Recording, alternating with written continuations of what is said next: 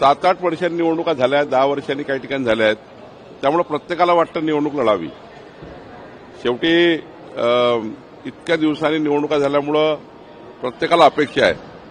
पण साधारण आम्ही उमेदवारी अर्ज वापस घेण्याची जी डेट आहे त्या डेटपर्यंत तुम्हाला बऱ्यापैकी कमी झालेलं दिसेल. मुंबई महानगरपालिकेसाठी फॉर्म्युला ठरलेला आहे भाजपचा. तिकडे ठाकरे, दोन्ही ठाकरे बंधू एकत्र येण्यासाठी चर्चा सुरू आहे युती.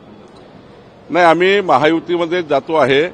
आमचे नेते देवेंद्र फडणवीसजी, रवींद्र चव्हाणजी, आशिष शेलारजी, अमित साटमजी, आम्ही सर्व नेते त्या ठिकाणी बसून माननीय एकनाथजी, माननीय अजित पवारजी आणि आम्ही एकत्र बसून मुंबई महानगरपालिकेमध्ये महायुतीत त्या ठिकाणी लढणार आहे.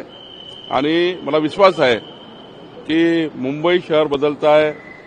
मोदीचं सरकार, महाराष्ट्राचं सरकार मिळून डबल इंजिन सरकारच्या माध्यमातून जनतेची अपेक्षा आहे आणि मुंबईची जनता आम्हाला निवडून देईल. मुंबई महानगरपालिकेत भाजपनं सर्व्हे केलेला आहे. जिथे ठाकरेंचे नगरसेवक होते तिथे कशा प्रकारे उमेदवार देण्याबाबत सर्व्हे झालेला आहे.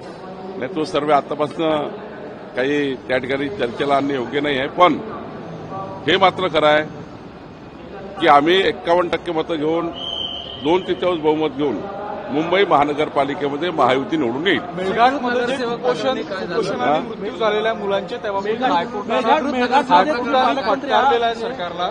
तुम्ही कशा पद्धतीने सगळं प्रकार पाहता शासन म्हणून त्या करा. नाही, मेळघाटमध्ये हा जो रेशो आहे बालमृत्यूचा तो आता बऱ्यापैकी कमी झाला. उच्च न्यायालयाने दखल घेतली आहे. आम्ही या ठिकाणी खूप प्रयत्न करतो आहे.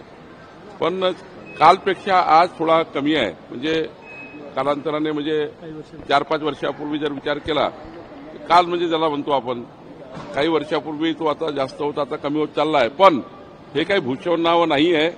आम्ही आता ते शून्य करण्याच्या मागे लागलेलो आहे. मला विश्वास आहे की त्या बाजूने आमचे जिल्हाधिकारी आणि आमची टीम पूर्ण काम करत आहे. लवकरच यामध्ये पुढचा काळ चांगला येईल. अमेरिका कंपनीला मुदतवाढ दिलेली आहे. पार्थ पवार यांच्या 14 दिवस मुदतवाढ दिलेली आहे. काय बोलणार याच्यावर? मीडिया कंपनीला मुदतवाढ असं आहे की जेव्हा आपण एखादी नोटीस देतो ती पहिली नोटीस, दुसरी नोटीस, तिसरी नोटीस नियमाने द्यावं लागतं.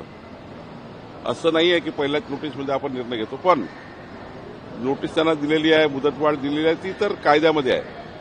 एक मुदतवाढ द्यावी लागतं, दुसरी मुदतवाढ द्यावी लागतं आणि मग पुढची कारवाई करावी लागतं. मला वाटतं की त्या नियमाने त्यांनी मुदतवाढ दिली है।